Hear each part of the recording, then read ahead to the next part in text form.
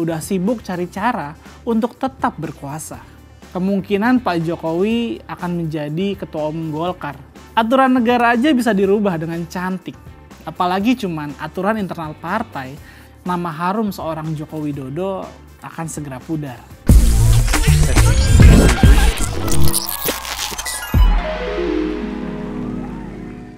Belakangan ini lagi rame soal kasak-kusuk soal bagi-bagi kekuasaan di kabinet pemerintahan selanjutnya. Yang bikin lucu adalah kabarnya nih, banyak politisi oportunis yang sudah repot-repot melobi calon penguasa mendatang untuk melibatkan dirinya di pemerintahan selanjutnya. Apakah salah? Tentu saja tidak. Apakah etis? Gue rasa mereka udah nggak peduli ya tentang etika. Mereka lebih peduli dengan nasib mereka ke depannya mau jadi apa. Sebagian dari mereka masih ada yang bertugas sebagai pejabat tinggi negara, tapi udah sibuk cari cara untuk tetap berkuasa.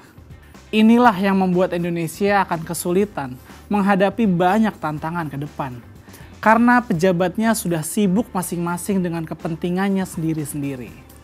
Bukannya kerja beresin persoalan rakyat, malah sibuk diri sendiri.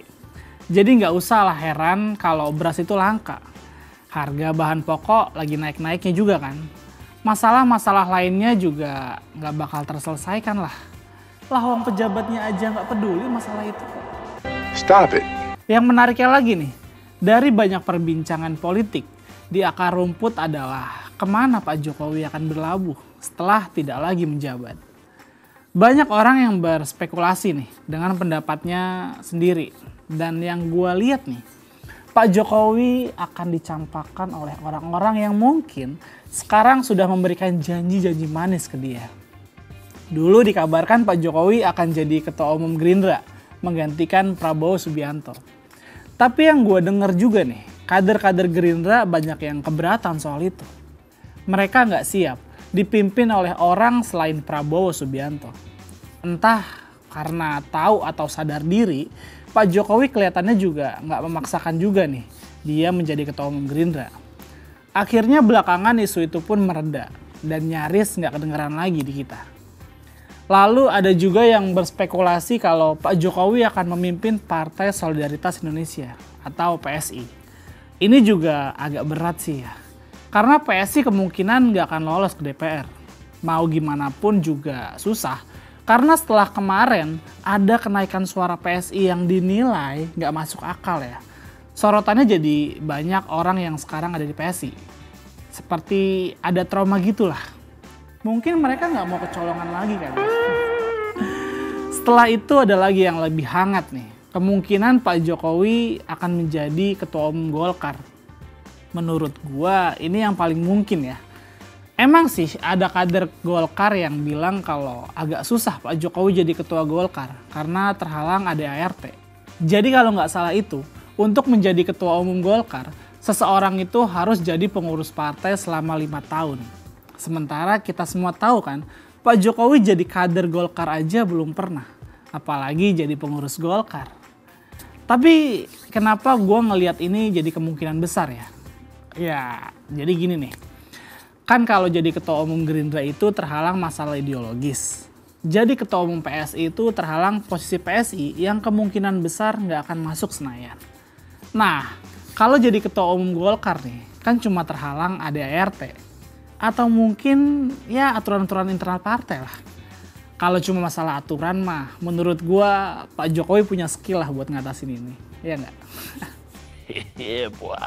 Aturan negara aja bisa dirubah dengan cantik. Apalagi cuman aturan internal partai yang untuk merubahnya sepertinya nggak sesusah dan seribet merubah aturan negara ya. Apalagi sempat tuh ada juga statement dari salah seorang petinggi partai Golkar yang kira-kira menyatakan kalau Pak Jokowi itu dari dulu darahnya kuning alias udah Golkar banget lah. Jadi urusan ini emang agak susah ditebak ya. Ada yang bilang terhalang ADART, tapi ada juga yang sepertinya merayu Pak Jokowi supaya masuk aja lah ke Golkar. Tinggal kita lihat aja sikap partai Golkar nanti ke depan. Apakah rela dalam tanda kutip nih menggadaikan ADART-nya demi seorang Joko Widodo. Memang ada isu juga kalau Pak Jokowi itu mau balik ke rumahnya, yaitu PDI Perjuangan. Tapi gua rasa ini akan sangat sulit banget ya. Apalagi setelah viral pernyataan Mas Andi Wijayanto yang bilang bahwa Pak Jokowi sepertinya ingin menghancurkan suara PDI Perjuangan. Pernyataan ini kalau gua simpulkan ya, Pak Jokowi sepertinya ingin dalam tanda kutip nih membakar rumahnya sendiri. Jadi gue nggak yakin kalau Pak Jokowi akan diterima lagi oleh PDI Perjuangan. Suara PDI Perjuangan akan turun. Itu yang dinyatakan oleh Pak Jokowi. Menurut gue sejauh ini yang paling mungkin rumah politik Pak Jokowi selanjutnya adalah Partai Golkar. Pak Jokowi sendiri kelihatannya saat ini sedang menyiapkan jalan ninjanya nih untuk tetap punya pengaruh kuat di perpolitikan nasional. Banyak juga yang meyakini kalau jalan ninja yang saat ini sedang disiapkan Pak Jokowi ini akan menjadi jalan buntu. Karena melihat politisi kita nih, yang sifatnya kebanyakan pragmatis dan transaksional, sepertinya dalam waktu yang tidak akan lama lagi nih, nama harum seorang Joko Widodo akan segera pudar. Ya kita lihat aja hasil survei Litbang Kompas yang menyatakan kalau 62% rakyat Indonesia mendukung hak angket.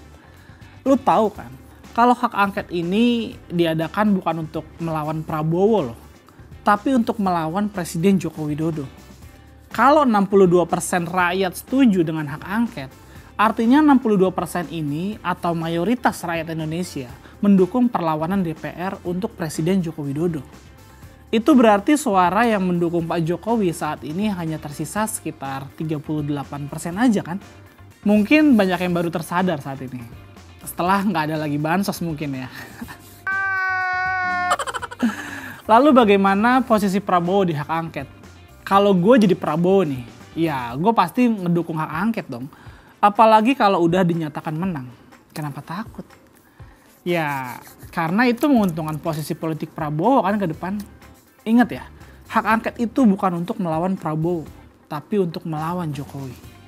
Dan kalau Presiden Jokowi dalam hak angket ini dinyatakan melakukan pelanggaran, maka sinar seorang Presiden Joko Widodo akan meredup. Siapa yang diuntungkan? Ya Prabowo lah. Jadi kalau gue jadi Prabowo nih, ya pasti gue dukung hak angket lah. Supaya peran seorang Jokowi melalui anaknya nggak akan dianggap lagi sama rakyat. Tapi itu kalau gue loh ya. Apakah Prabowo akan mengambil jalan itu? Kita lihat aja. Karena bau-baunya sih ya begitu. Dari mana bau itu kecium? Rahasia lah ya. Jadi kita nikmatin aja drama-drama politik ke depan. Jangan lupa siapin kopi sama rokoknya. Ya tambah-tambah cemilan lah. Hah. Oke, sekian dari gue Iwan Chan. Sampai jumpa di Cantok berikutnya. Bye.